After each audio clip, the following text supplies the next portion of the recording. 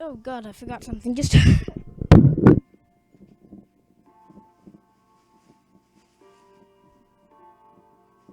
well, I gotta get VP to help me with the microphone again. Which sucks that I have to get VP every single time. Because VP isn't the best microphone holder, but I don't have one, so you're gonna have to work with me. And this sound is terrible. Well, it is, but okay. Well, we're playing a game called Deppression Quest, and I just found it on Steam. It seemed interesting enough, so I was like, couldn't hurt to try it. And when I first tried, I was like, wait, no, I need to make a YouTube video about this.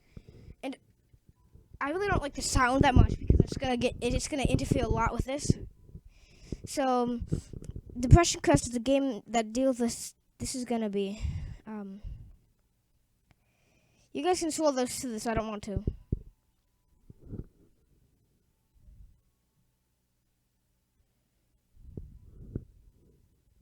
Okay. This is very you should leave with this first. If you come Hi, I'm doing a video but I'm pause it. Alright, well, this game is not meant to be a fun or lighthearted experience. If you're currently suffering from illness and are easily triggered, please be aware that this game uses stark deceptions of people in very dark places. If you're suicidal, please stop playing this game and visit the suicide prevention hotline to talk to someone. Okay. So, if any of those, please do that, okay? Because I don't want to have this out and then people get depressed from it. So, watch at your own, whatever you call it. Just watch at your own risk. Alright? So, real controls. Scroll page up and down. Tab next option. Shift tab previous option. Confirm action. Rewind. Okay, sounds good. Do I need... Okay, good. Oh, phew. Okay. Okay, that's great. So... No. Okay. How do I go? Okay. Shift tab. It's really getting me.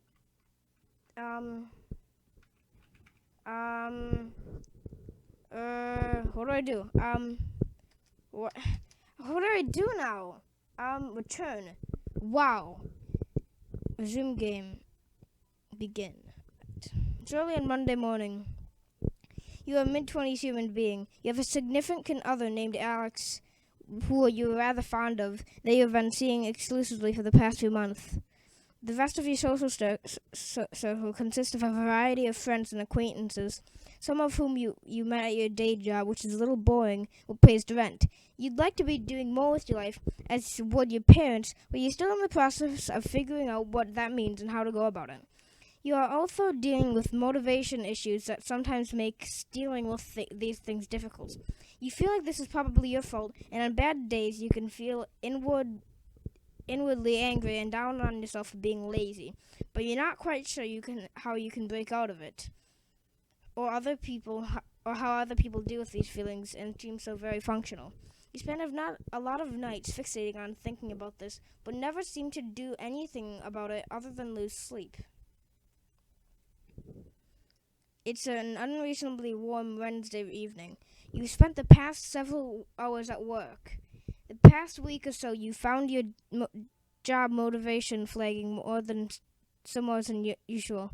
You've been in a fog practically all day, simply going through the motions without even realizing what you've been doing half the time, and yet time seemed to be moving at half speed. So you're checked out that when your boss approaches you to tell that it's dead, and that you can go home early, it barely registers. As you walk home, the streets hiss from the recent rainfall.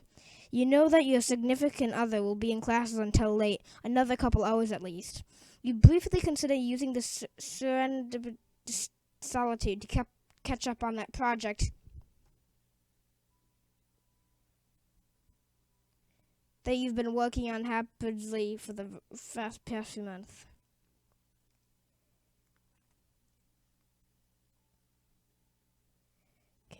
A while back, catching up. After liquefying considerably more of your paycheck that was rather responsible and ending up to the only people who really consider yourself close to end up launching a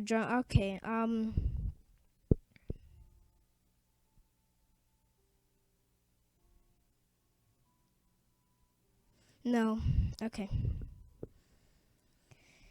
As soon as you think about the work that the work awaits at home, you feel the panic creeping in from the back of your brain.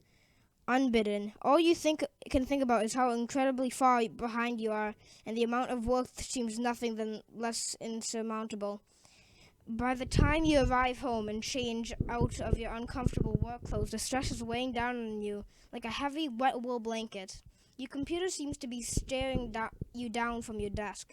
You want to sit down and work, but the mere thought of trying to work sends your stress level flying. More than anything, you feel suddenly and absolutely exhausted and feel a strong desire to simply hide in bed. Do you? No. Okay. Reluctantly sit at your desk and try to make yourself do something. Turn on the TV, telling yourself you need a quick half hour to unwind from work. Go into bed. You're so stressed and overwhelmed you couldn't possibly. Your depressed interaction is exhausting, and you are becoming more and more withdrawn. You are not currently seeing a therapist. You are not currently taking medication for depression.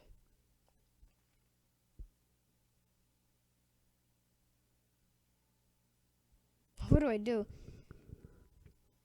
This is going to be a long episode too, because I should have told you that. It's going to be long because this is one of those games that needs to be long, because I'm not going to make different parts for this. This is like, it's like one of those games where it's short, but it's not, and you kind of want to do it in one thing, because you're not going to just be doing it in different episodes and stuff like that. So I think I'm going to, oh God.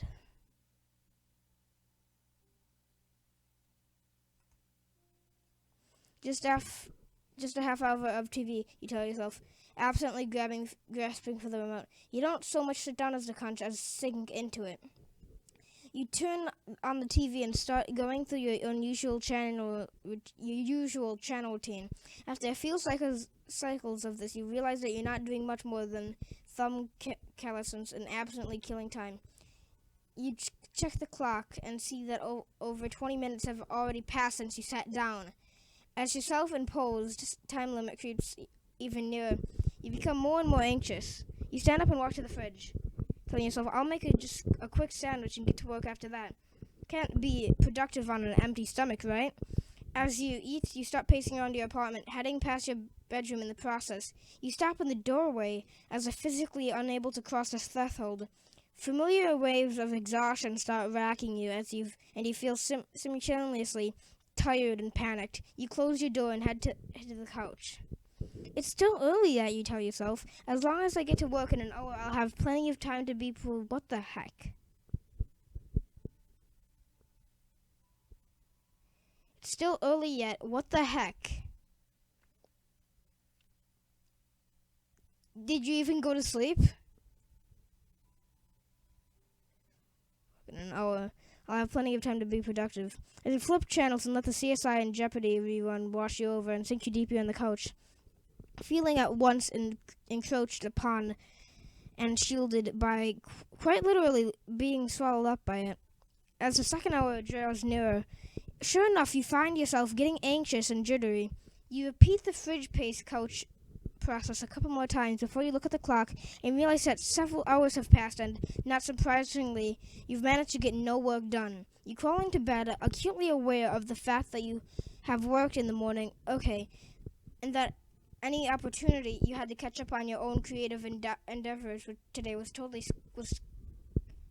squandered. You're feeling so disgusted with yourself that when Alex calls to talk to you on her way home from class, you simply say you had a really rough day at work and you're trying to rest up before your shift tomorrow. She says she understands and wishes you a good night, though you can't help but notice that she sounds slightly disappointed. Ironically, the stress of potentially upsetting your partner compounds this the stress of getting anything done this evening, and the stress of having to go to work into work tomorrow. The buzzing of anxiety in your brain melts together with your body's utter physical exhaustion and you sink into a semi-hypnagogic anxious funk, too tired to try to end work, but too anxious to fall asleep for several hours. You are very depressed. You spend a large amount of your time sleeping. Okay. Hating yourself, and you have very little energy or motivation. You are not currently seeing a therapist. You are not currently taking medication for depression.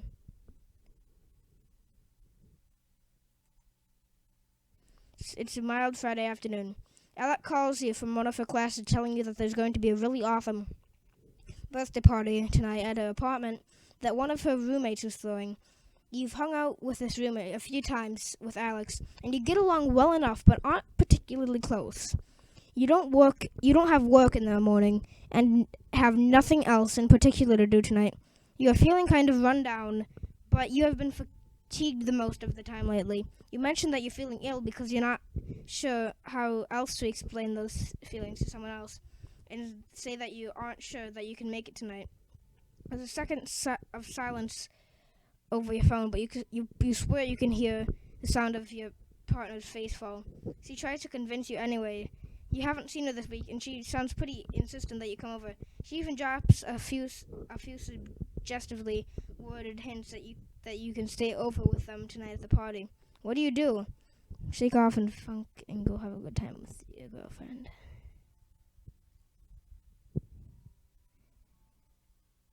I'm trying to help this person, so agree to go. You agree to go, even though you're not feeling social. You know it's. I think that the lines with the red means that you have depression, so you can't do it because you mentally feel like you can't. I don't have depression, so I don't know. But maybe this is just telling all you guys what it is like. I don't know. You agree to go, even though you're not feeling social. You know it's important to Alex, and you really like to see her. Seeing her does make you feel better sometimes, and you hope that this is the case tonight, even if it does mean dealing with all the usual anxiety. The time to leave rolls around, you grabbing your overnight bag. Alex's apartment is a short walk away, and there are already people hanging out on the porch. You feel your chest tighten as you approach the building and try to steel your nerves. You quickly find your partner chatting away with the birthday girl, and Alex immediately lightens up when she sees you. I'm so happy you came. I wasn't sure if you were going to make it. A young man taps her on the shoulder, and she turns back to you to apologize and let you know they have something to do for the party. Alec hands you a beer and plants a kiss on your cheek before going off to deal with whatever came up. As you look around, you don't see anyone else you recognize. Enthusiastically, you can't do that. Awkwardly stand in the same spot, unsure of what to do. Put your bag in Alex's room and avoid the crowd in there for a while. Cling to the wall, sip your beer, and wait for your girlfriend to return. Proceed.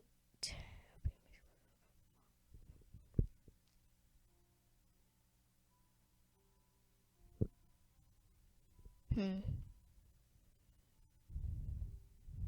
me think.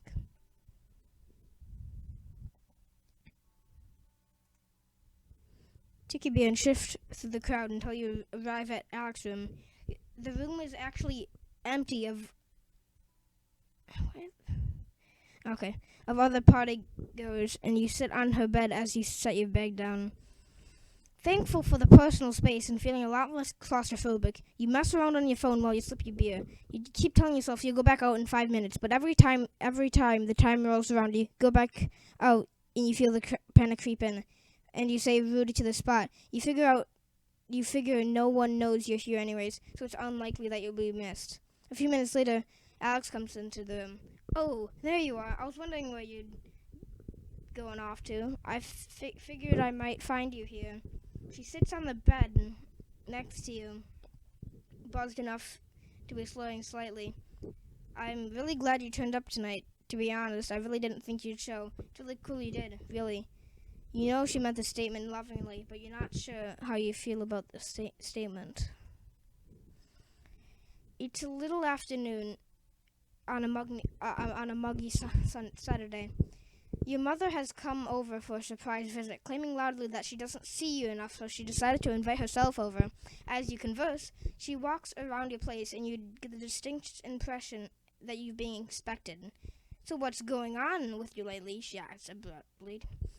Taken somewhat aback by this left fielder, you tell her you're not sure what she means. She repeats the question, saying that you haven't seemed like yourself lately. She gestures to the dirty dishes piled in the sinks and notes the fact that you haven't called a visit in a while. Your reticence only seems to spur her on more. She presses you, asking if you're having problems at work with Alex, and you begin to feel increasingly battered by her sudden well-meaning but overwhelming inquisition. Under her questions, you become increasingly uncomfortable. You want to be able to explain to her how you've been feeling, but the truth is you're really not sure yourself. Nothing horrific has happened at work or with your significant other or other friends or anything like that. But the truth is you're not really sure yourself. Nothing horrific has happened at work or with your... Okay, I already read that. But all the same, you can't deny that lately you've just felt drained and as though you're not really here.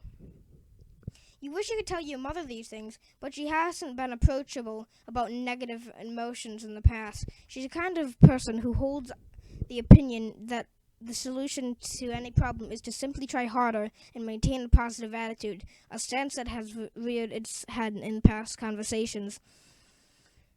When I'm just tired. When you've begun to explore the subject with her, you know she's unlikely to be understanding, and you feel the energy to drain out of you when you imagine what would happen if you manage to blurt out everything what you're feeling. What do you do?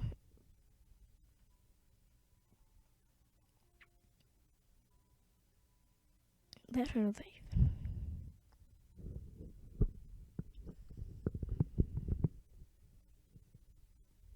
Should I be honest with her anyways? Despite initial misgivings that you have about doing so, finding the right words for how you're feeling feels like trying to untangle Christmas lights, searching for the dead bulb in... Searching for the dead bulb in the cluttered mess. She watches you intently and audibly sighs before you can clearly articulate anything. Unfortunately, she reacts predictably. Wow, that's stupid. I can't believe her mother doesn't care about it. Or his mother. I'm sorry. His mother doesn't care really about it. An attitude like that won't get you anywhere. You need to work harder at getting what you want instead of sitting around and feeling sad about it. Nothing good will happen unless you make it happen. She isn't angry or spiteful about what she tells you this. You try to explain that it's not a matter of that, but you can tell that you're not getting anywhere. The frustration chokes the words in your throat, and you give up on trying to push the subject further. You know she's going to give you the advice that makes sense to her, and genuinely wants the best for you. However, she doesn't understand that it's not as simple as somehow deciding to be positive or work harder. It's that those things aren't viable options because of these feelings. You accept your defeat, and the conversation drifts onto other subjects. She leaves after chiding you to call her more often and take better care of yourself. You sigh heavily as you close the door behind her, spend the next few hours of laying in bed staring at the ceiling.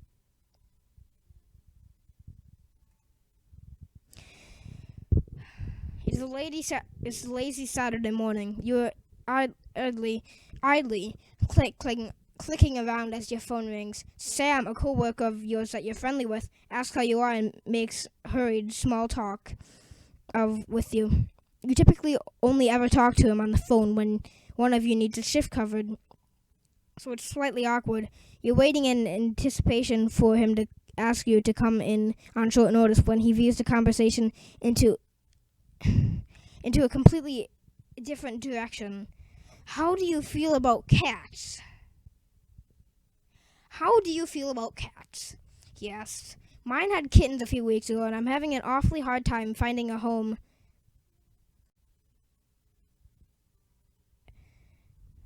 A home for the last one of the litter.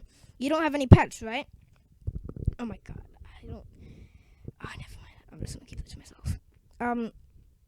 It seems when you don't have a therapist and you have depression, I can just predict that she can't take it because she doesn't or she might take it, but she's gonna be so depressed, and she won't be able to help. Yeah, which is I'm not meaning this on a mean way or anything, but it's sad. I wish there was a huge cure that no one had to be born like that, because that's a hard thing to have. I imagine. It takes you a moment to process this new information, and you're caught off guard as he begins earnestly trying to sell you on the idea of taking the last kitten off his hands. It's not something that you have specifically concerned before, and he seems fairly insistent. She's a real sweetheart. She really loves people. She got her shots already taken care of, and the vet said she's as healthy as a horse. I can bring her over by your place tonight if you're interested. You look around your apartment and try to picture a cat in it as he continues to tell you about how cute she is. You tell him that this is all kind of sudden and that you don't have anything for the kitten set up here. Oh, don't worry about that. I can bring over a litter box and food, and all that, since you'd really be helping me out of a fix. It's the least I could do. I just don't want to have to put her in the shelter. You can't help but feeling like you're being guilt-tripped, but you decide to give it some serious consideration. It does get awfully lonely around your apartment, and it might feel less empty with a cat around. Actually, I've heard that cats can help people feel better, and that I think this is one of them, that you have less chance of getting a heart attack if you have a cat around or a pet around.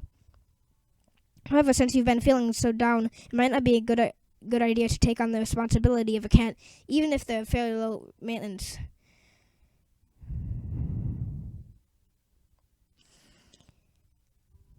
This reminds me of a game that I've seen a YouTuber play. It was I think Jacksepticeye.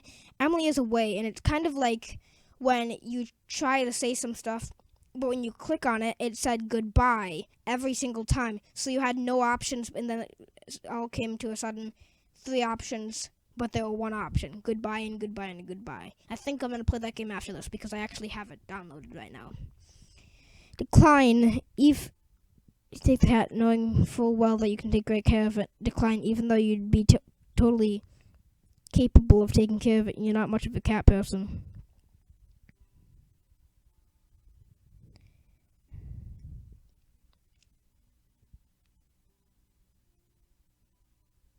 I think a cat could help because it could push her on to help with her depression, I think. I'm sorry, I'm just thinking of her for some reason. Sorry, it's a his, I think. You accept the offer of a kitten and hang up shortly after making arrangements for when your co-worker can drop her off tonight. After hanging up, you worry about if you suddenly taken on a responsibility that you can't handle and hope you don't have to make a small animal suffer for it. There's a typo right here. That's just... Okay, I don't care about typos. This is a serious game. You're not entirely sure what to expect, and you spend the rest of the afternoon researching cat care online and trying to think of a name.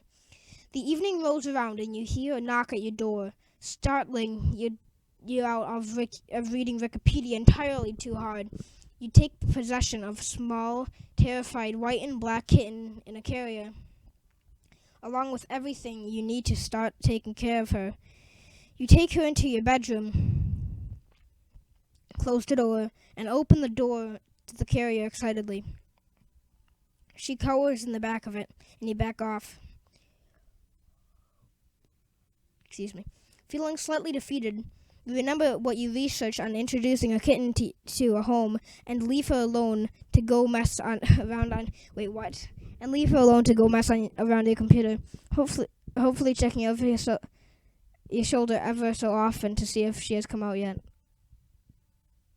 Go mess around it. Okay. Oh. She hides inside her carrier, periodically making sorrowful cat howls long enough for you to start worrying that she already doesn't like you. By the time you go to bed, she's already curled up at the foot of it, eyeing you nervously before falling asleep. Over the next few days, you gain her trust, and she begins affectionately following you around, sleeping on you, and hopping up anytime you sit down to do some work.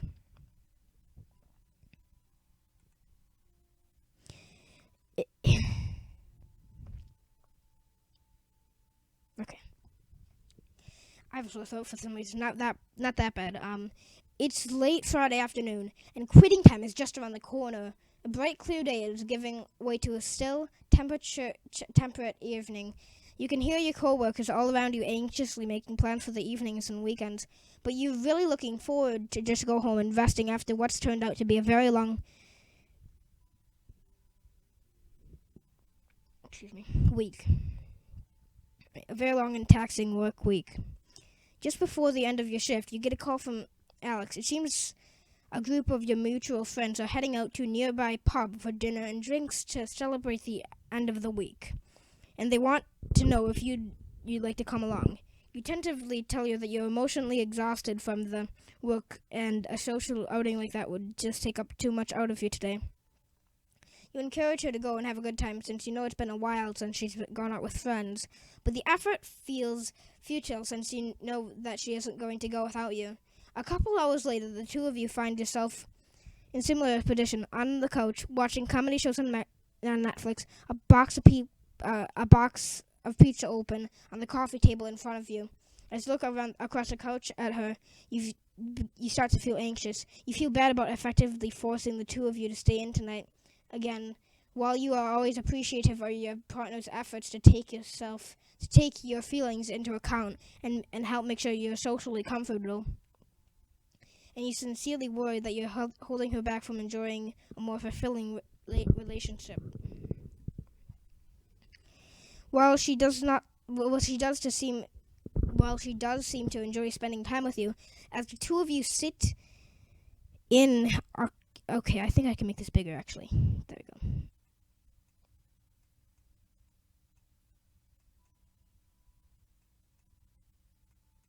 Sorry about just interrupting with that, but, okay.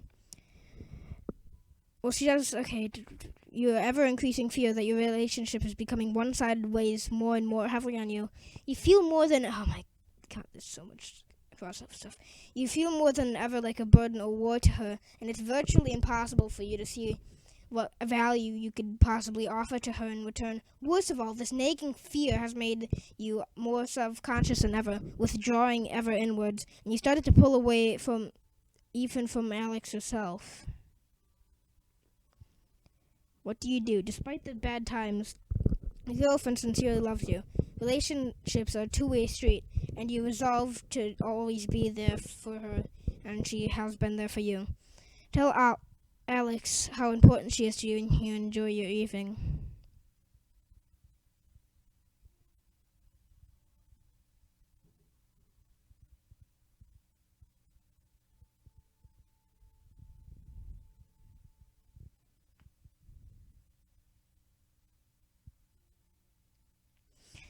I think this might help her get a therapist because she might recommend him to a therapist.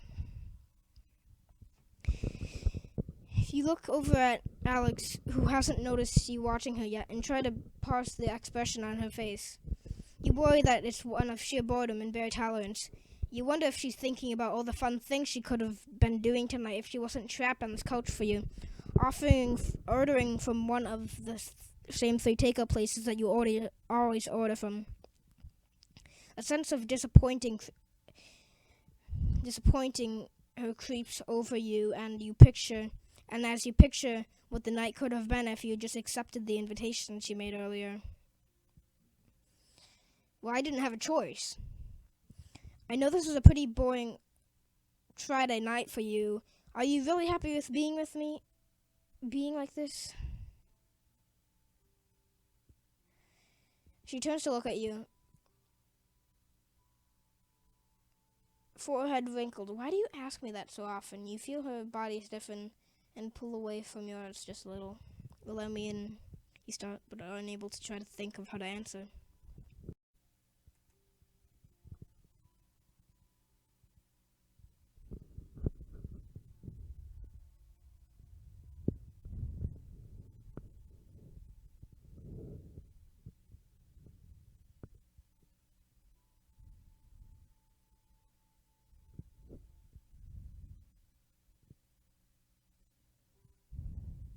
This is how to pick a choice. They shouldn't even show these. Well, they do because it's trying to show you how it actually works. They're trying to show you that you think of it, but you can't do it. I think.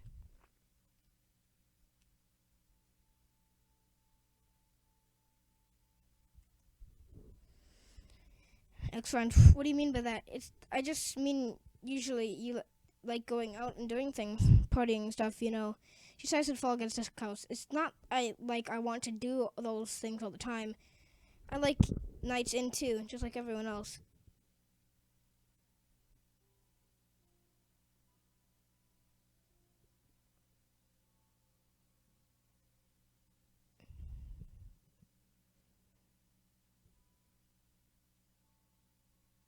She turns to you, frustration wearing on her face. Sometimes I swear it feels like you don't know me at all. It's not that. Your voice trails off and you notice that she has an exasperated look on her face that you've seen once or twice when you've had conversations like this. Conversations where you're poorly expressing yourself in doubt and insecurity, seeking reassurance, but really feeling like you're making things worse. I like spending time with you, okay? If I didn't, I wouldn't be here. The annoyed tone in her voice makes you think otherwise. But you take it as a sign that you should probably drop it for now. And you feel badly for upsetting things. Oh my god. Okay. It's a breezy Saturday afternoon. You've allowed Amanda, an old friend from school that is in town for the weekend, to talk you into leaving the house for a coffee and catch up.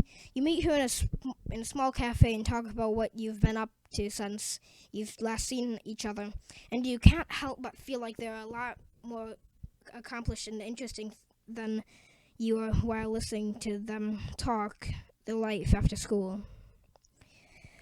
When it's your turn to brief them on your activities, you feel anxious and ashamed, and you give a very abbreviated version. You try to talk about your job as little as possible, and you feel incredibly boring while you describe it, despite her expressing sincere interest in your life. Amanda has known you long enough to read your mood and tone of voices. She leans into ask a question while gently touching your head, a look of genuine concern on her face. What's wrong?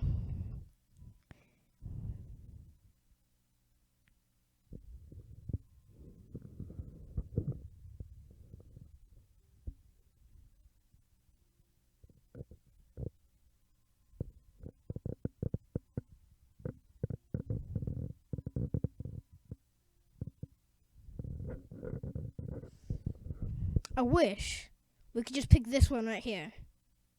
I don't like having these choices on me.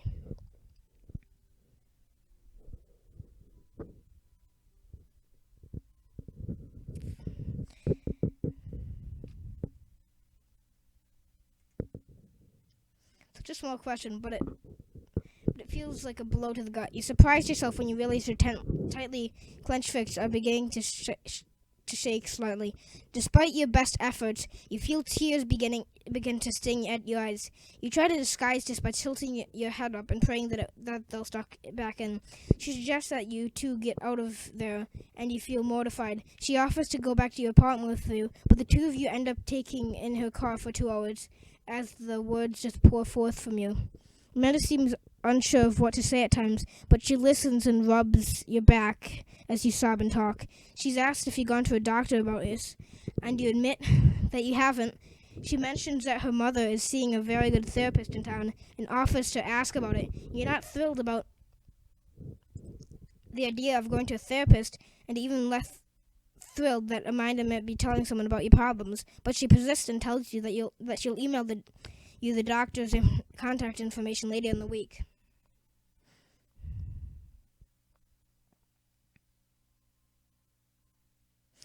Well, that might be good.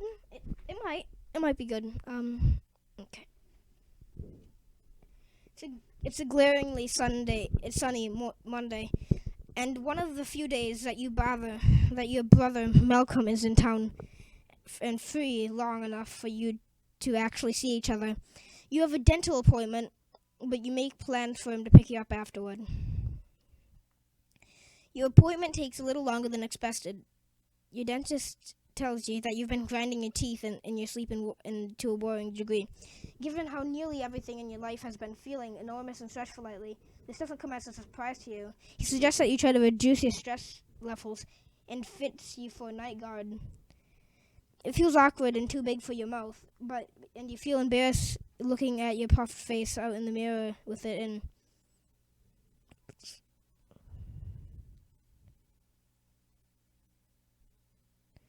And that stress level and fits you for a night guard. Feels awkward and too big for your mouth, and you feel embarrassed looking at your puffed out face in the mirror with it in. You finish the appointment in a hurry and leave about half an hour overdue for your meeting. And you're always punctual. Brother in the parking lot.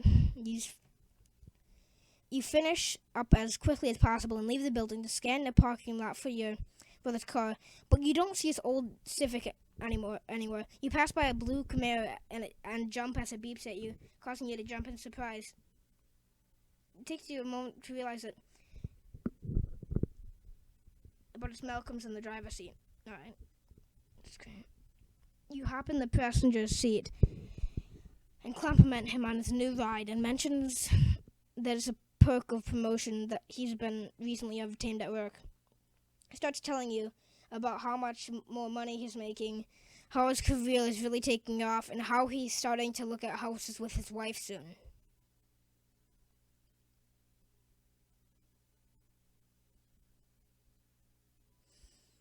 You clutch the bag containing the night guard in your hand and feel yourself clench your teeth as you think of your crummy apartment and how long it's been since you've been able to take a day off work without having to worry about making ends meet. He's only 2 years older than you, but it feels like he's eons ahead of you in every other aspect of your lives. So, he asked, how did your appointment go? Did you get drilled full of holes or what?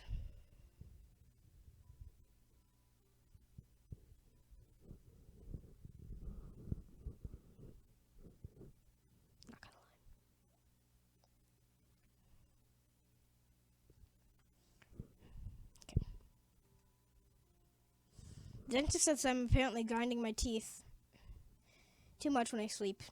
Oh, been stressed out lately, kiddo? Deciding that you don't really want to go into it, you tell him that you don't think that's the case, and it's probably just a random thing. He doesn't pry farther, and instead begins reminiscing with you about the time you chipped a baby tooth because he accidentally knocked you over once. You go out for dinner and catch up on things, but you still feel somewhat distracted by the gnawing anxiety in the back of your mind. Though you enjoy your brother's company, you still feel like you want nothing more than to go home and hide from the world tonight. It becomes hard for you to try to stuff all of your horrible feelings down and go emotionless when someone like the dentist can see a fraction of what goes on inside your head. It leaves you feeling embarrassed and weak, and you hate yourself for feeling that way. You wonder if you're really fooling anyone into thinking you're a normal person, and then you wonder if your brother knows and is hanging out you with you out of pity tonight. After he drops you back off at the apartment, you throw the night guard out. You can't even stand to look at the thing. Oh my god. You grab your morning coffee and scoot your rapidly growing kitten off your office chair, and despite her protests, sit down at your desk to check your email.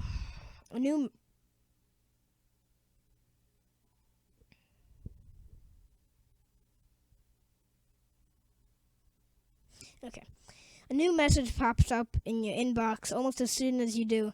It's from Amanda, and you remember your meeting in the cafe and awkwardly bringing up your feelings to her.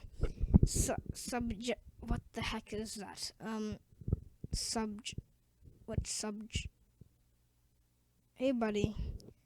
Body. Hey, sorry, it's. What? Hey, sorry, it's been a few weeks. I meant to get this to you sooner. Oh, okay, the subject. Hey, buddy. Okay. I meant to get this to you sooner, but it took a while for me to get to hold of my full spectrum. Dad told me to say hi, by the way. Anyway, I remembered what we talked about last time. I saw you, and I hope you weren't insulted, but I asked my mom for the number for a therapist. Don't worry, I didn't tell her who it was for. I think she's worried about me now, though.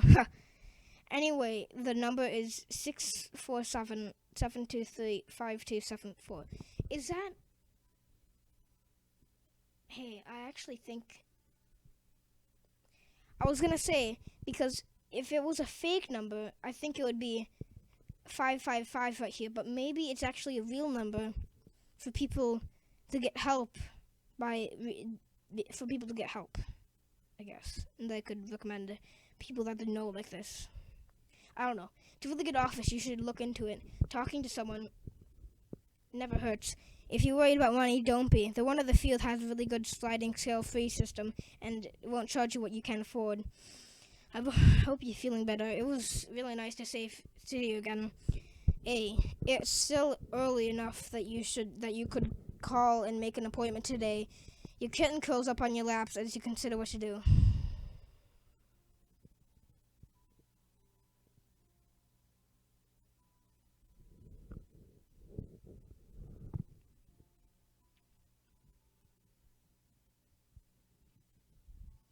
I really wish we could pick one or two.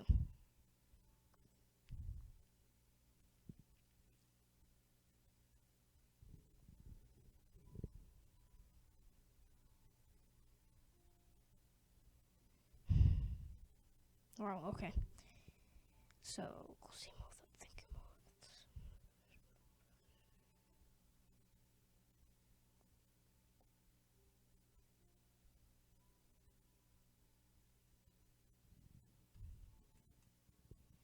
The thought of picking up the phone and calling someone about this right now is overwhelming. Sure, you're having a hard time lately and have motivation issues, but are you really in need of therapy? Yes, you are.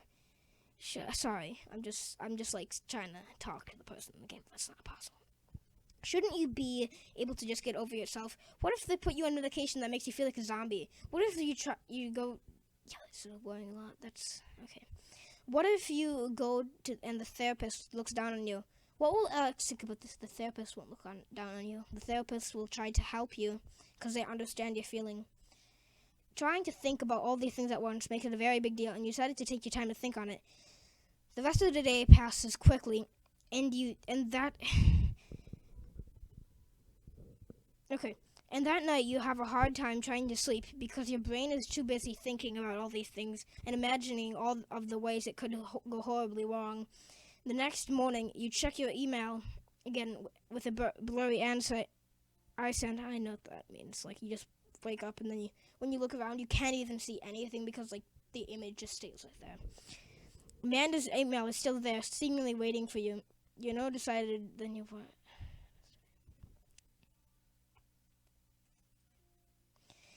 Okay.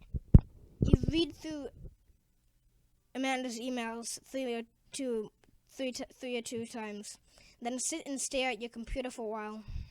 While the memory of that uncomfortable conversation makes you feel newly embarrassed and self-conscious, part of you is also encouraged by the fact that she cared enough to get back to you all.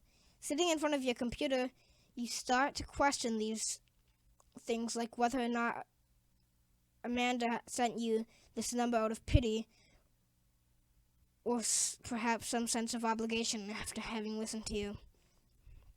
Your question helps her motives and the validity of the concern, and whether or not you think seeing parachutes would even be helpful. Yet almost unconsciously, you reach for the phone, and before you realize what was happening, You listening to the therapist's line ring. Before you can bring yourself to hang up, you're listening to the slightly clinical but not unpleasant voice of the receptionist. She can help and ask how she can help you. I'd like to make an appointment with the doctor. You manage to stammer out. The conversation is quick, not nearly as unpleasant as you are feeling, and as quicker than you can say, Fridge and slipped you scheduled an appointment. Quicker than you realized.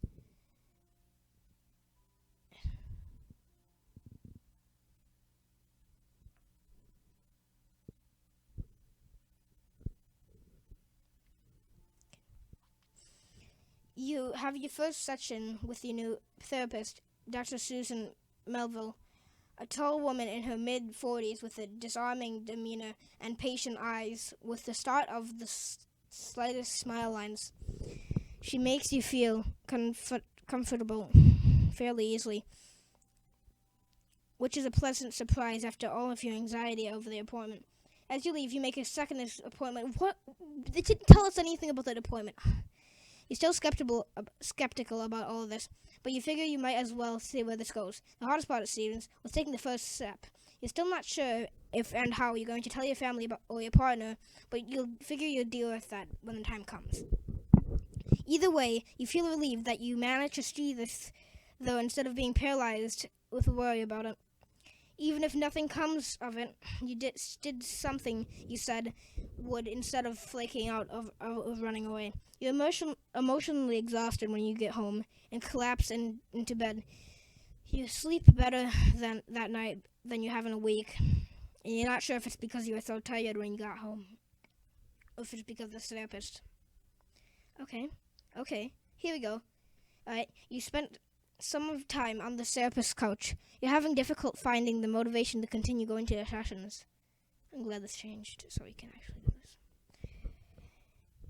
After this month or something, I might make one where I would do what you shouldn't do, but if this gets a reasonable amount of views, I will do that, but, I don't want to waste my time on doing that because otherwise people will think, oh my god, that's a jerk. But still, I'm telling you right now, I wouldn't actually do that stuff. And I'm pretty sure I'd do what, if I did have that, I'd probably try to do what I'm doing right now. It is early on a Wednesday morning. Lately, you've developed a nasty habit of waking up 10 to 20 minutes before your alarm rings, and unfortunately, today is no exception. You lay in bed, each minute taking closer and closer to wake-up time, and passing on a swelling wave of ever-encroaching dread. So then your alarm blares with caustic inevitably. You frantically pound the snooze button and then retreat under your blankets, as if the warmth of your comforter can shield you from the passage of time. You always have difficulty rising from bed, but today that simple task seems nothing short of Herculean. After several snooze cycles, you decide that you can't deal with work today. You're incapable of even rousing yourself from bed, let alone going into work and having to force yourself through a workday. Not to mention, you've snoozed so many times that it would be impossible to make it on time now.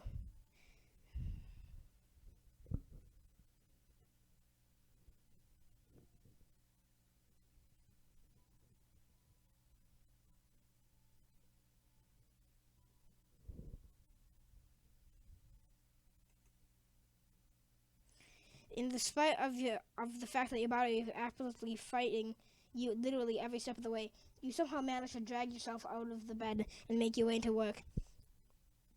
Surprisingly, you end up being only about 5 minutes late, and nobody seems to notice or care.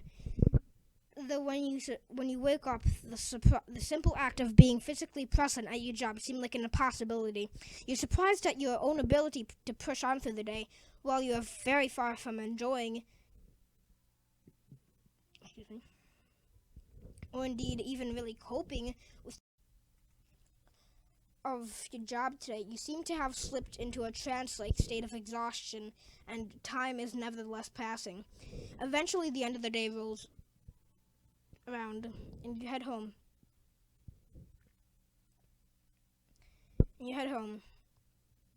utterly exhausted, but at the same time, almost proud of yourself for having stuck it out. You're depressed. Interaction is exhausting, and you are becoming more and more withdrawn. Is that a good thing? I don't know what that really means. You are seeing a therapist, even though you doubt anything she says could make you feel better. Right.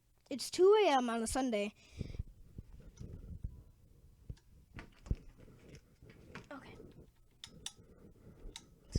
Okay. And let out an exasperated sigh. You've been trying to fall asleep over 3 hours now, and to no avail. Every time your head hits...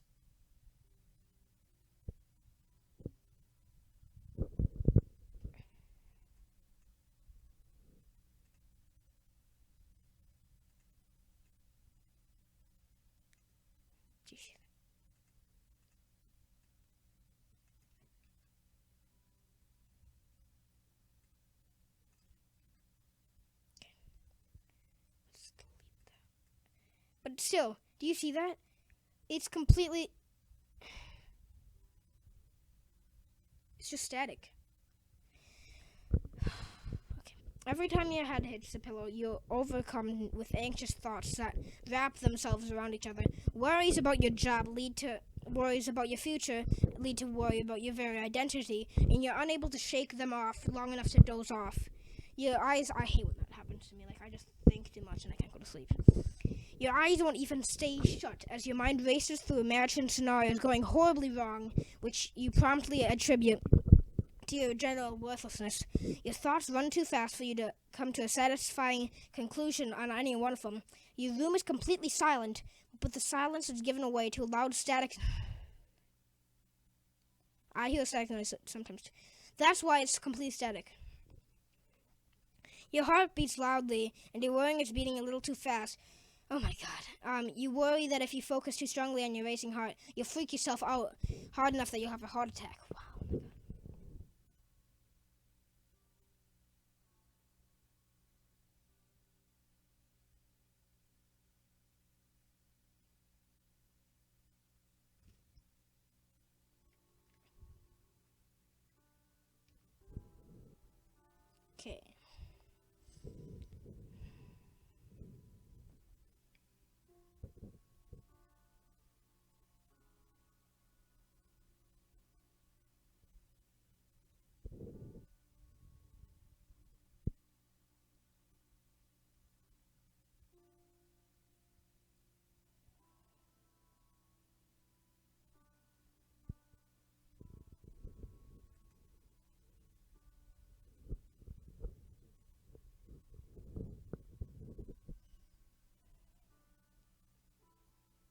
Okay. Okay.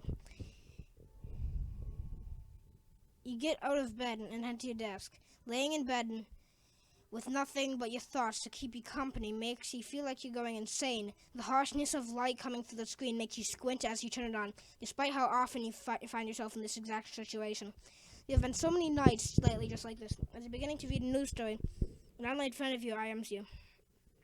You're up late again, I see. Yeah, can't sleep again. You're thinking too much again. Thinking. You guessed it.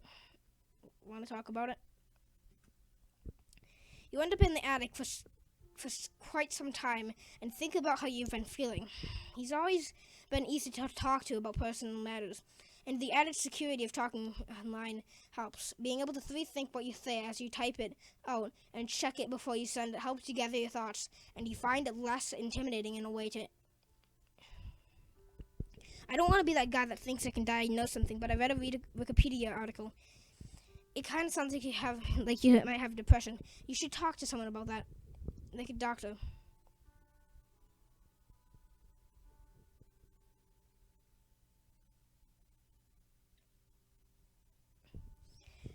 We can do some we can do some research and see if there's a good doctor near you.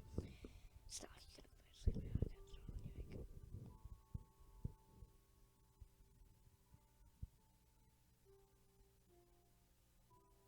Now I think it kind of turned around. Kind of overcoming it, maybe.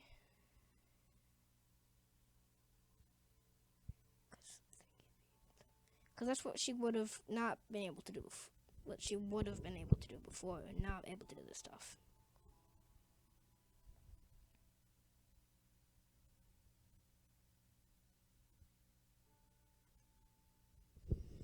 Okay, I'm glad you're taking that step. And I've heard it's not an easy one. I know some people kind of suck at understanding this sort of stuff sometimes, but there's nothing wrong with having depression. You wouldn't be ashamed to have bronchitis or something. So there's no reason to be ashamed if your brain's that sick inside. Instead, you spend a few more minutes talking with Attic about your therapy and feelings about it. He's incredibly supportive, and you're happy to find that you have this confidant that understands your illnesses and is willing to lend an ear when you're having nights like this. A little while later, you fall back into bed, kitten in tow, and find it easier to drift off to sleep. Even in therapy, you're still going to have nights like these sometimes. It's good to know you have a friend who will help carry through them.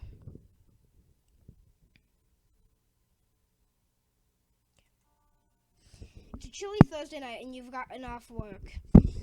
This has felt like one of the longest days you've faced in recent memory. Even though nothing exceptional has happened, a ton of minor things kept going wrong. And coworkers have tried your patience throughout the day. You considered leaving work early, but that's the last thing you want to deal with your insufferable boss on top of everything else. You lost in thought on the commute home. What about your cat? Are you taking care of your cat? And your feelings of frustration, both with your life and the world around you, builds as you run into minor annoyances, like someone bumping into you really hard as they walk by. By the time you get home, you're exhausted, and remember that these feelings were ones that you identified as a negative feedback loop with your therapist. These pent-up feelings aren't dying down and are eating at you. You open your front door and stare at your apartment. An overwhelming feeling of exhaustion comes over you, and you feel your energy levels are so low you'll likely settle into a single activity tonight.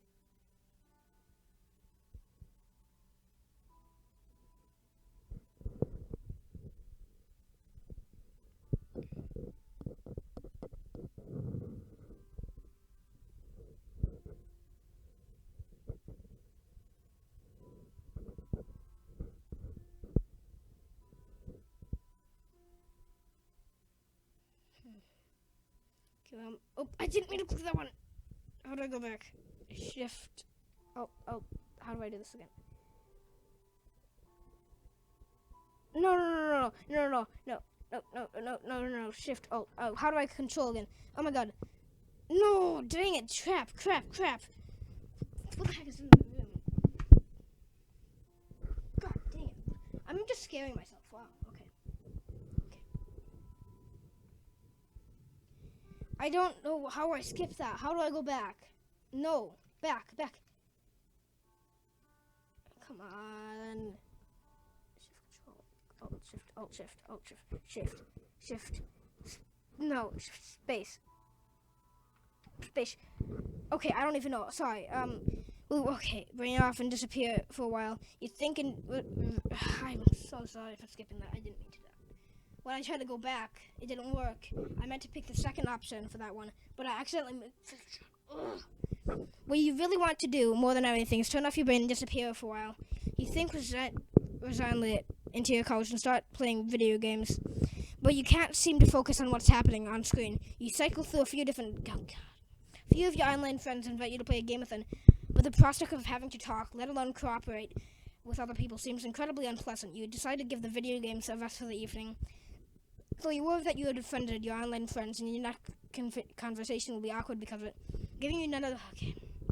You'd boot up Netflix, see some of your favorite shows and movies that you flagged as wanting to come back to. But again, nothing seems to be able to hold on to your attention. You feel what can only be described as mentally fidgety, and it's becoming increasingly harder to ignore. You send off a quick task to the conversation will help pull you out of your head enough to relax, but you know she's in class tonight, and the chances of her replying are slim. But you head into the kitchen for food and come out with not so much a sandwich as just peanut butter on 2 pieces of bread. Okay. You pace anxiously around your apartment while you eat, irritated both by whatever this nerve-wracking feeling is and your ability to just ignore it and unwind.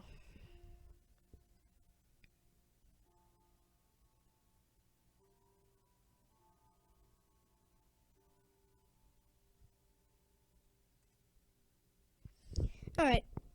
Hey, here we go. Okay, here we go. Now I get to pills. Finally.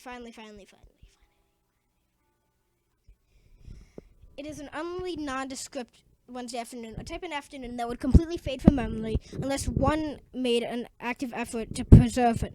And as has become routines on Wednesdays, you are sitting on the couch in Miss Dr. Melva's office. To your mild surprise, she begins the session by breaking her characteristic therapist silence and begins speaking up right away. I want you to start by saying, I think it's great that you decided to come see me. It's an incredibly important first step, she begins. I wanted to take some time today to talk to you about the possibility of supplementing or substituting your treatment with medication. The mention of medication makes your ears perk up and you feel your heart racing, increasing. She continues, many people find adding a pharmacological element to their treatment to be very helpful, and some even prefer to take drugs. Alright. Completely eliminating the need to visit a therapist at all, providing you to rely on your own support network and are still reading out to people. I would prefer if we kept talking. Should you choose to start medication so that I can monitor your progress and adjust as you need. But the choice is ultimately yours. I just wanted to run by the option by you to gauge what your thoughts and matters might be. Oh my god! We can pick all the thoughts. We can pick all the options now. Thank God. Finally. Okay.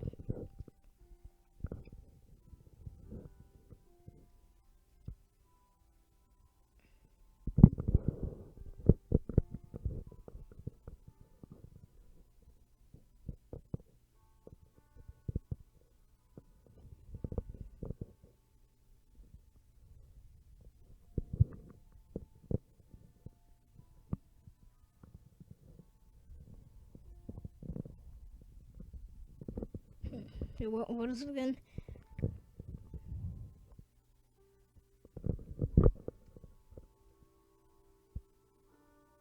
I hear someone talking.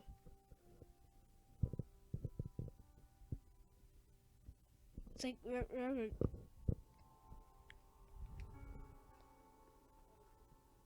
you hear it? Yeah. What the heck? Alright. Okay, then let's... Alright. And some even... Okay.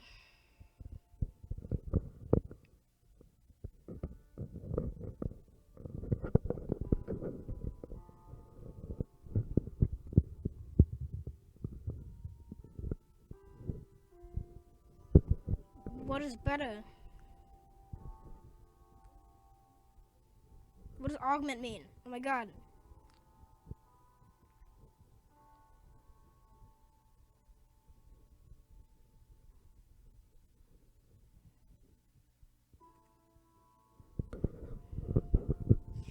You think the matter over long and hard. It's strange to think that recently none of this sort of was happening on your radar, and here you are now to make a decision about it. You're both skeptical and nervous, still getting over the initial shock of even talking to a therapist. Still, over the years, you've done enough entry-level reading on the subject to know that if it doesn't help, at least it probably won't hurt, right? After an intense and protracted period of internal validation, you decide to bite the bullet and go for it. You tell, in addition to your therapy, and you spend a half an hour going over what you'll be taking and what you should expect from it. Thinking back on the decision later, you're pretty sure you had your fist clenched. Okay.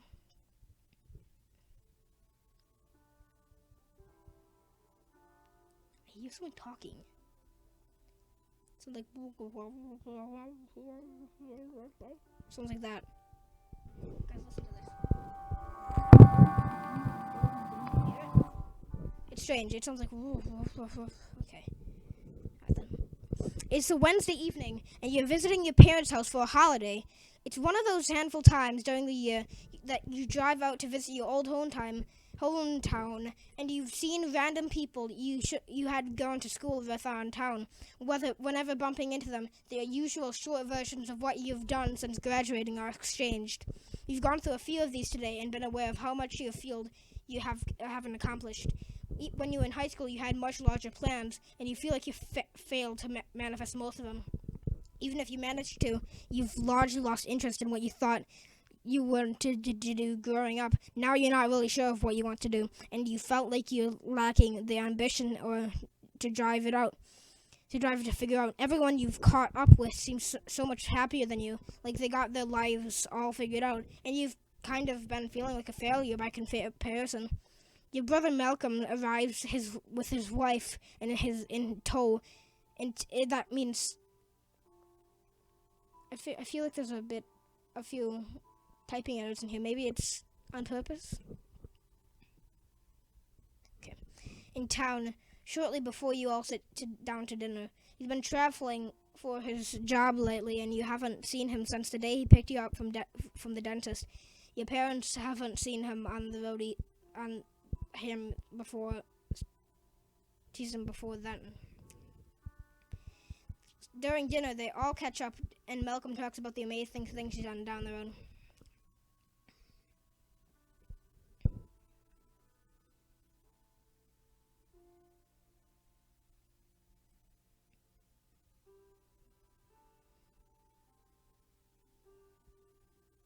I think she needs time to think at the bathroom. Same old, nothing's really going on. Your mother makes a face. Oh, nothing new? How long are you planning to stay on the job of yours? I think she needs some time to think.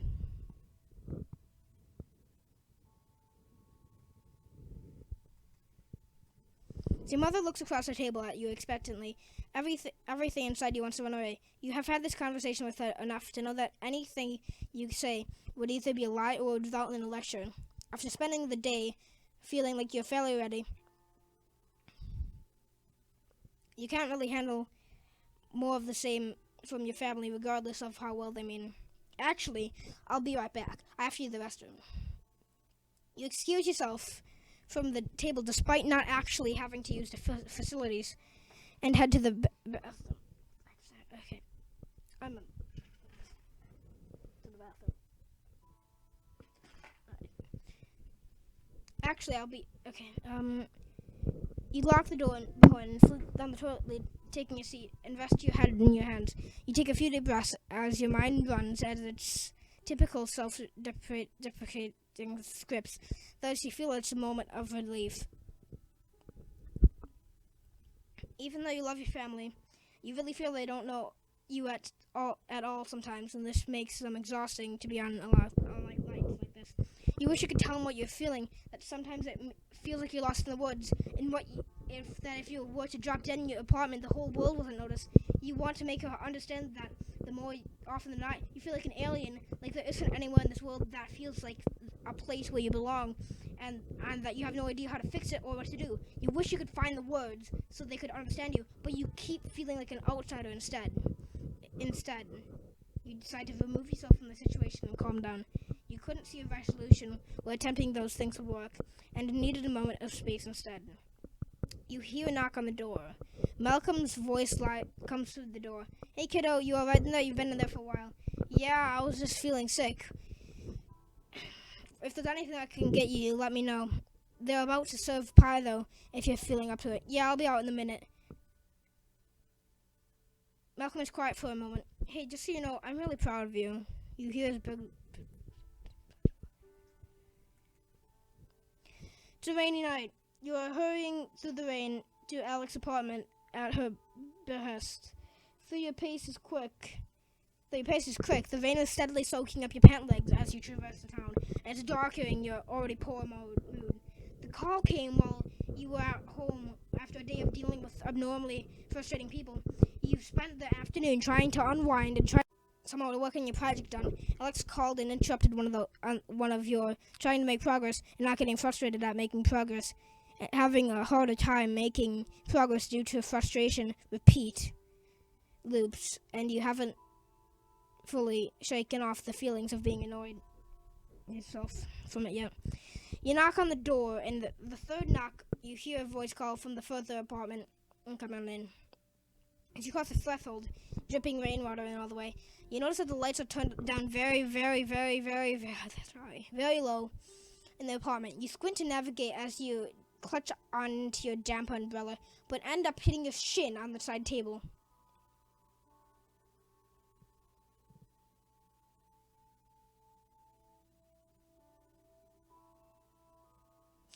Okay, you barely make out Alex emerging from this hallway, clad in what looks like to be a robe with the bare skin of her leg.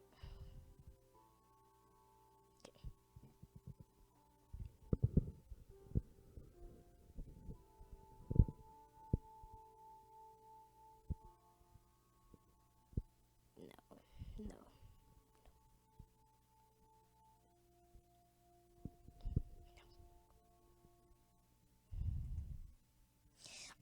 You start unsure of how to phrase how you're feeling in a way that doesn't hurt her. Even at those two words, her face is falling. Right, this is sudden. Clutching the top of her road closed. No, it's not you. She cuts off. It's not you, it's me, right? Okay, it's okay, I get it. And blows off some candles. It was cheesy anyway. The hurt in her voice cuts you down to your core. You can tell she feels rejected by you, and everything feels like it's happening so quickly and slipping through your fingers. You wish you were telepathic and tell her you know exactly how you feel about her, so that she wouldn't be rounded by your own mood. This is all really nice. I just had a hard day, and you stammer, but she leaves the room, and you hear the bedroom door close. I'm sure what to do. Okay. You feel terrible for hurting her when she clearly meant nothing but good. Although you don't want to have, with her this moment. You're beating yourself up for handling it so poorly. Why couldn't you find the right word to let her down gently without thinking that she had done something wrong? Why do you have to be such a crappy partner? Okay, she emerges from her room, now dressed. Her eyes are red, but you can tell she's not trying to show that she was crying. I actually have to do a lot of coursework. Sure, maybe you should head home. This was kind of a dumb idea anyway. Sorry. Okay, you mutter, not wanting to make things worse. After a couple of seconds of silence pass, as neither of you what to say from here, you leave with a quick goodbye and curse yourself the entire way home.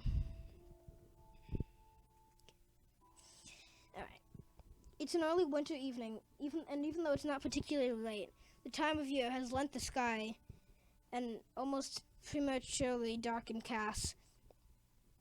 Day after day, just like today, you trudge home from a job you have increasingly come to hate.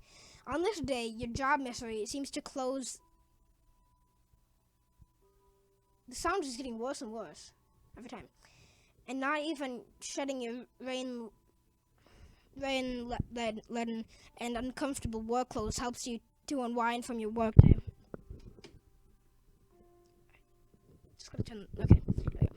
While your job always seems to just be an unpleasant reality of existence, it was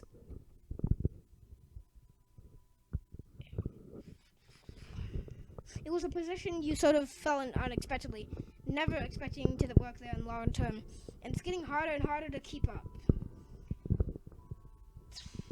Well, it's certainly not your dream job. You've always sort of stuck with such necessity before. You have a Facebook face is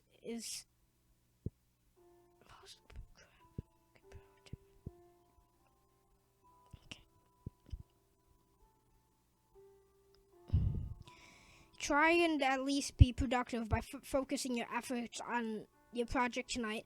Aimlessly look through the classifieds for another job. Turn on the TV and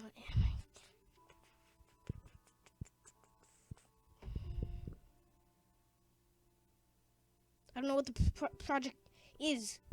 I don't really know. You boot up your computer and navigate to a local Craigslist. You sift through a myriad of legitimate postings clear pyramid scams, and the occasional miscategorized random personal ad. You look through the section of line that is in your current job and start feeling a bit of despair. Would things really be any different if you were simply doing the same thing anywhere else, somewhere else? You emailed your resume to a few of the postings after coming up with a cover letter that you could use for a variety of things.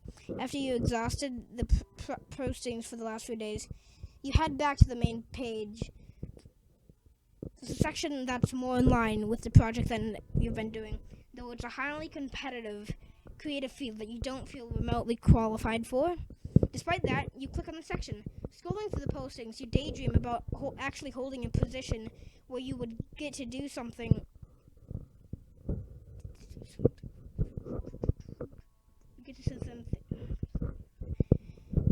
more meaningful. Despite feeling completely intimidated by the requirements, you find a listing you actually want to apply for. You spend an hour crafting a really personal cover letter and really giving your all to the task, and nervously send off the email. You're rather convinced you'll never hear back from any of these places, but the act of trying to change your situation instead of stewing it on actually feels quite freeing. You find yourself trying to stifle the hope that you end up getting the creative job, but still manage to bottle up a bit. Why is this blurry? Oh my god, you started taking medication. Oh my god, you are hoping that it will work, but you aren't optimistic or worried about the side effects. It's freaking blurry. It's blue. Are you kidding me? It's blurry. Oh my god. That's not it. Just telling us. There's messages hidden in this. I swear. Okay. You're at your computer, frustrations level peaked. Rubbing your eyes and sighing heavily. You're working on a project from your job that has stretched to your wits' end, trying to meet a looming deadline. And as it looks closer and closer, you're seriously doubting your ability to get it done. You're dragging your feet a little work due to your complete lack of energy lately. In spite of wanting to do a good job, you find yourself unable to push past it and feel horribly useless for it. You slide your hand off your face and try to look at the screen as it beeps at you. Hey, are you there? I really need to talk about something. You feel like you feel like you're getting nowhere with your current task, and you probably could use a break. However, you know that our history after getting this. Okay, I'm gonna have to. Okay. You're feeling like you've hit a brick wall with your task, and so why not take a break and help out a friend? Hey, what's up? Oh, good, you're there. I just found that I got cheated on. I don't know what to. Just need someone home. The two of you, just joking. I just heard someone walking around. The two of you talk for a long time, and you lend a shoulder to your friend. You give him space to rant, to cry, and most importantly, to be able to tell his inner turmoil, to give him your full attention, and to talk him through what his options are for what he does next. You keep him from doing something rash, and the two of you decide it's best for him to sleep on it before doing anything. Come on, stupid fly! Are you kidding me? I'm doing a freaking video. Die, dumb fly. Okay. Come on! Can you just get away, fly? I'm trying to do a freaking video. Die. Thank you. God. I'm trying to do a video and fly keeps running in front of the screen. I can't even read anything. Are you kidding me? I don't even know. I don't care anymore. Stop, stupid fry. The two of you talk for a long time, and you lend a shoulder to your friend. You give him... Okay, you know what? You feel horribly sorry for your friend, but happy that you were able to help. It serves as a tangible reminder that you're capable of being useful to someone instead of solely being a mess that needs everyone's help. I'm worried about eating the bug, so I'm keeping my mouth closed. You boot up your work project and find that you're suddenly able to get some... What the heck is going on with my freaking ear now? That you're suddenly able to get some solid progress done on it that night.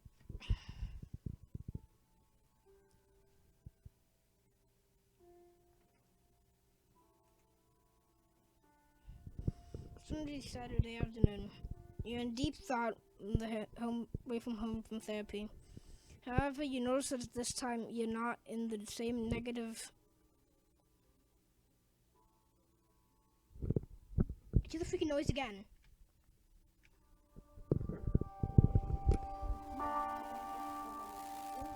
Background's like blah, blah, blah, blah, blah. I don't even know what it is. You're okay. You realize that although you have bad days, your lows aren't quite as low as they used to be. You antidepressant bottle rolls as your dashboard as you take a left turn. You've been on this medication for quite a while now, and after a period of trying a few different kinds. So you have the minor side effects. They will over a while become an unnoticed part of your life. You feel as if your life has generally changed for the better recently, and you begin to wonder if you need them anymore. You don't feel as much despair, and you hate yourself a lot less. Well,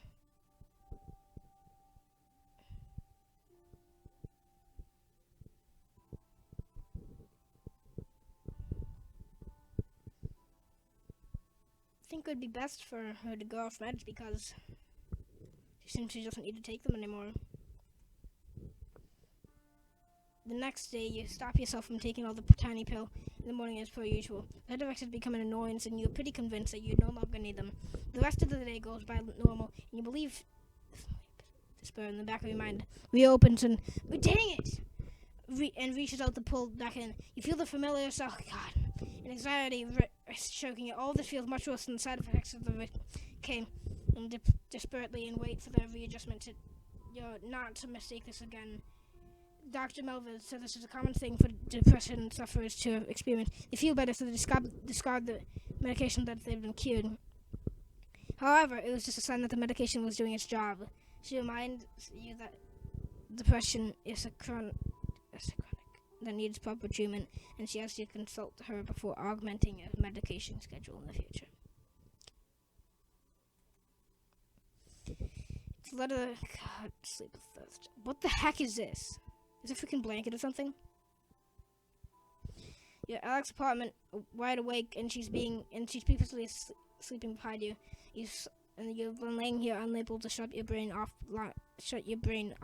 long enough to fall asleep. You've added the feelings of insecurity about your relationship to the rest of your noise in your head, keeping you up at night. It was kind of a tense night between the two of you. You arrived after a stressful day at work, and if you made dinner together, you barely said a word. You were stuck in your own head and had a hard time really being present with her as your thoughts turned all of the ways you feel like you're being deficient at being a good person and beating yourself up mentally for each one. She told you she could one of your moods and said she wouldn't push you, but missed talking to you as one of you sat in the couch together. You wanted to tell her how much you love her, but you couldn't make out the words come out in the right and sounded defensive instead. As you lay there next to her now, you trace your fingers across her arm and slightly enough not to wake her. You still haven't explained your depression to her. You trace your fingers across, you started seeing a therapist, or that you've been taking medication, and it's starting to feel more and more like a secret you're keeping instead of something that she doesn't simply know about you instead. It's becoming more and more apparent that it's impacting her relationship about her, and you feel guilty about this. However, you're also terrified that if she knew exactly how messed up you are, that she would leave you. You already worry that she's only with you because she doesn't realize how terrible of a person you are yet, and you're afraid that this would be the final thing to expose you. Jeez,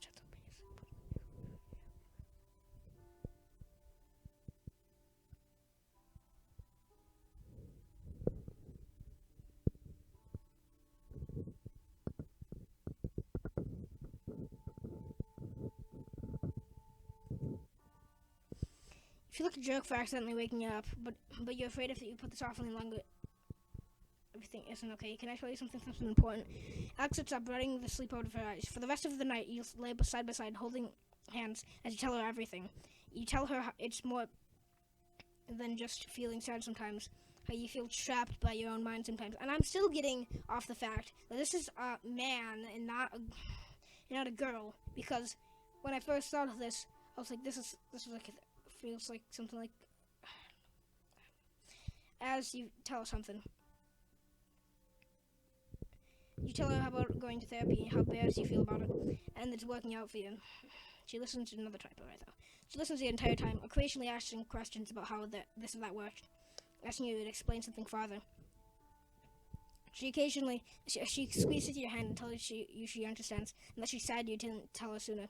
After laying silent in a moment, the weight of what you did hits you. You desperately want to say something, to tell her how she's feeling about all this, but you're too afraid that the answer would be to ask. You start convincing yourself that she knows everything. She's going to leave.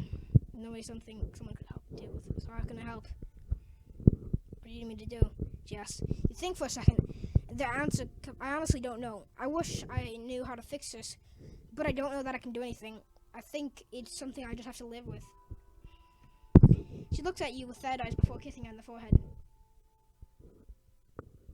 Then I'll live with you. I don't know how you could possibly love me. She rolls over and wraps her arms around your neck, settling her head on top of yours. You don't need to. Just know that I do.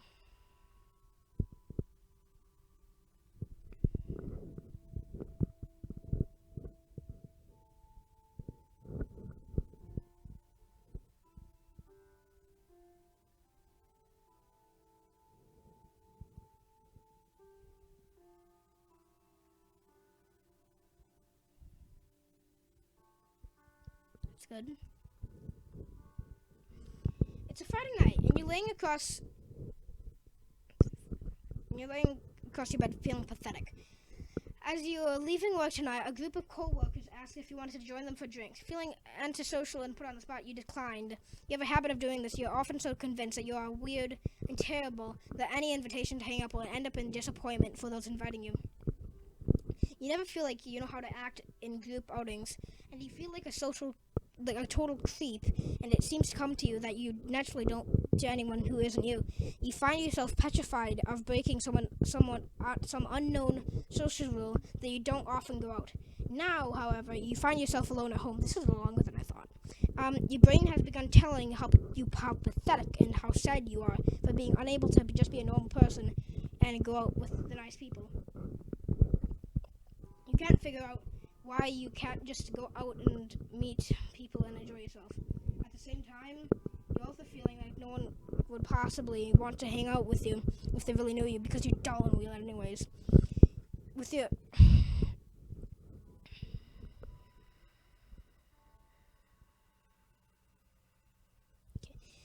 typical strategy to build up your frustration with yourself builds, and you realize you have to do something else with your night. Anything else to take? Play with the cat. Let's like this. You're very glad you made the call to become a cat owner.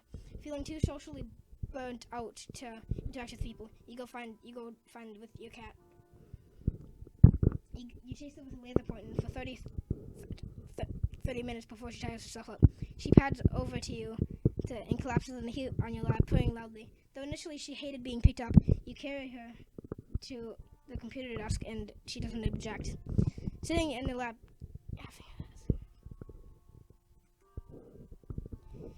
it's a cold afternoon. You've just arrived at Alex's apartment, and you're happy to finally see her after a week of absence due to your schedules not lining up due to work and school. You hung her in the doorway. You hug. Oh my God! I thought hung, and I was like, "What the heck is wrong with you?" But it said hug. Okay. You hug her in the doorway, but she breaks away sooner than normal and sits down on the couch and you take your sneakers off and put them in the usual place, right next to hers. Something I was hoping we could talk about, actually. You feel anxious at hearing those words and move to take a seat on the couch. Your heart begins to race. Is this one of those we need to talk situations? Has you finally had enough of your baggage? Does the week apart makes you realize how much better things are without you? She sits down across from you on the couch, and she can tell by the looks that she isn't looking forward to say what she's about to. Okay. And you feel a grip tighten on the couch cushion.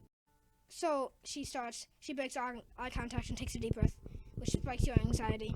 Things with us have kind of felt weird lately. It's like you've been really distant, and I'm not sure how to take it. I guess I just want to make sure you still want to do this. Us, I mean. She notices you gripping on the couch. I I know you have difficulties with this situation. I mean, I just, she looked at your face, seemingly social. I don't know how. Kind of get away, fly. Okay. I just want to know where we stand. She looks. You can practically see the knot of pain on your chest. You try to rein in your knee jerk to reaction to run, unsure of what. My racist, you know.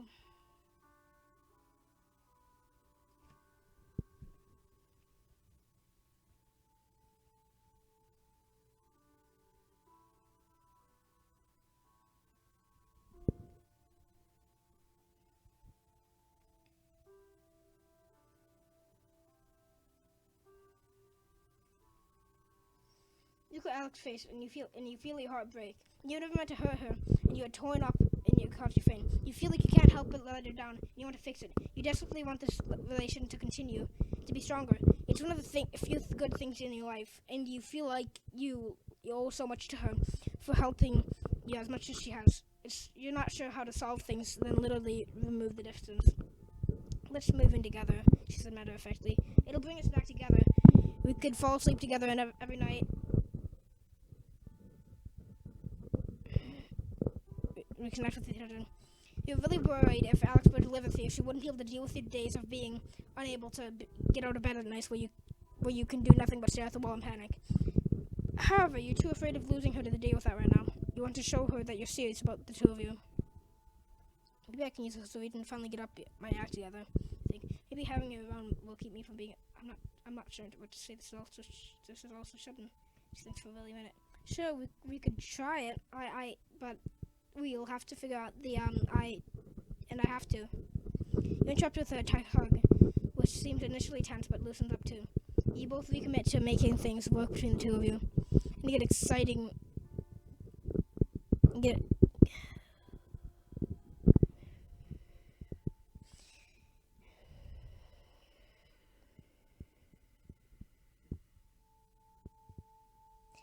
I'm starting to think that the reason Alex was talking like that, they're distant, maybe because Alex was cheating? I don't know. So, okay. You both recommit. Okay, trying to hide your struggles with your condition from your partner becomes more and more impossible. And you find that you lack many resources to properly deal with the situations arise as a result. Due to the lack of communication, she starts feeling like it's her fault, and it wedges different between the two of you. This fact is fuel for your illness, and it becomes your, oh my god, and what? Despite sleeping in the same bed, she feels farther away than ever before. It becomes clear that this doesn't fix any of the relationship's problems, and deteriorates far enough that she moves back out. Spiral into a very... With you. Another living creature is your cat. You hardly leave your apartment, despite it possibly haunting you with memories in the last few weeks.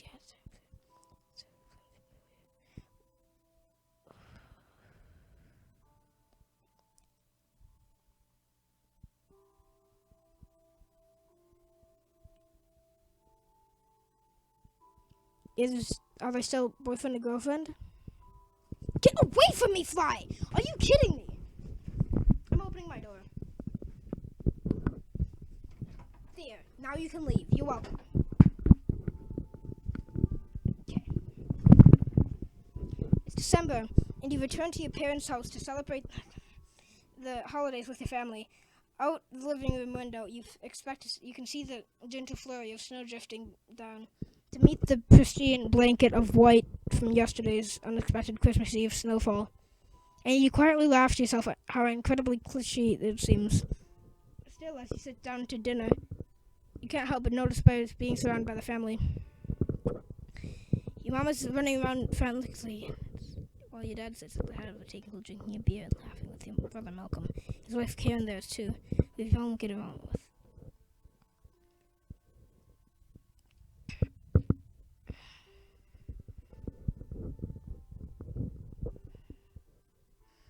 You thoughtfully munch away at your turkey Listening to the conversations around you, your thoughts drift back over the last few months, how hard stuff got, and as well as some of the best. It seems like all of these things just came to a head over the past few months.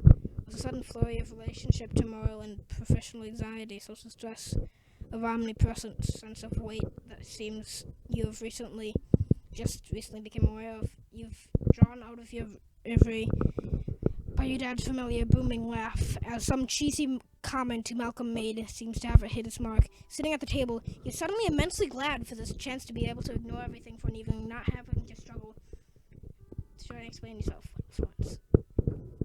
Fortunately, everyone seems to be content and laughing at each other's jokes and discussing favorite sports and teams. For a while, you think you'll be able to get through it without any embarrassing personal intuitions. But no sooner did the thought cross your mind that the table leaving it. No sooner did the cross your mind than the table conversation trickles off, leaving it slightly awkwardly.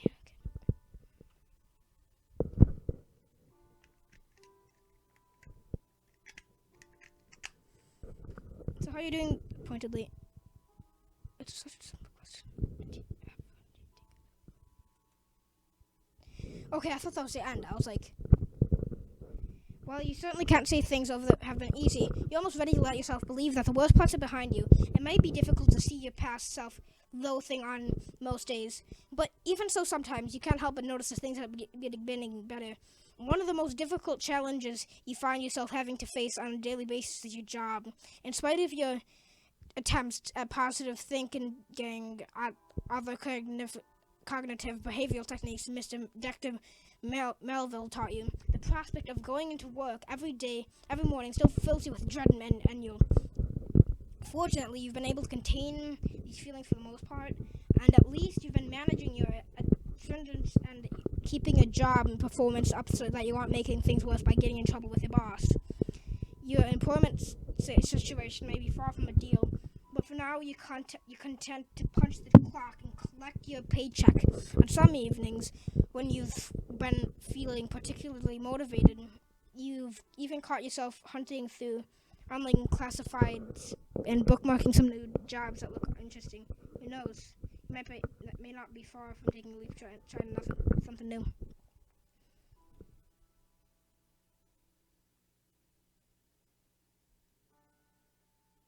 Spend some time since you've hung out with any of your friends in earnest, and now that you feel like you're coming out of the woods, you feel like beginning to feel self-conscious about having alienated them over the past a little while. You realize that much of your flakiness and subsequent withdrawal was largely a result of trying to hide them out of embarrassment. The notion of trusting people with their vulnerableness is very frightening to you, and in your self-loathing, you realized that your behavior did cut them out. Though it would take a huge leap on faith on your part, you resolve to repair your social relationships. You've started sending out casual messages to some of your friends asking to hang out, and for the most, responses have been more encouraging than you were expecting. Things were with Alex were quite tense for a while. He was more active role in helping understand your situation. Even so, the past few months tested the limits of your relationship. Despite Alex's genuine effort, you ultimately found it too difficult to be able to step outside your own head and let yourself actually try to do things together. And she eventually decided she couldn't be someone who else loved being miserable more than she loved her. Her loss hit you with hard and snapped into reality. You've been taking her advice and pushing yourself out of your comfort zone lately. The two of you recently went out for coffee for the first time since the split, and while your future is uncertain, she did seem genuinely happy that you're doing better now. Despite all the clear progress you made lately, you still carry the weight of your insecurities practically with you. And you even have some days where you still can't do much at all. On these days, it's very tempting for you to slip back into an older and healthy habits, but much to your own purpose. You've so far managed to avoid a major backslide. You know what it is you know that you have a long way before you can feel like your life isn't spinning totally out of control. And even when you'll never be ever rid of your depression completely, but you might have a strong support network, and for the first time, you can remember you're actually feeling optimistic. Things are all right, Mom, you tell her. When you throw her mouth tight and worry, it's often when she sees you smiling. We really want to thank you for taking the time to play Description. Might not be the most enjoyable game, even the easiest. And we sincerely appreciate your involvement. Thank you, Depression itself. Depression Quest does not have an end. There's no new resolution to depression, and it was just important to us that reflect that. Instead of a tidy ending, we want to just provide a series of outlooks to take moving forward. After all, that's all we really can do with depression. Just keep moving forward, and at the end of the day, it's our outlook and support from people just like you that makes a difference all over the world.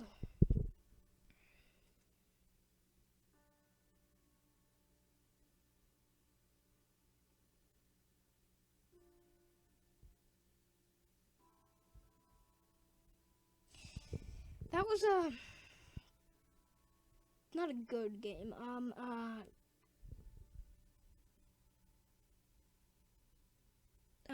A teaching. It was a good experience of a game. Actually, it taught me a lot. Probably taught you guys a lot too.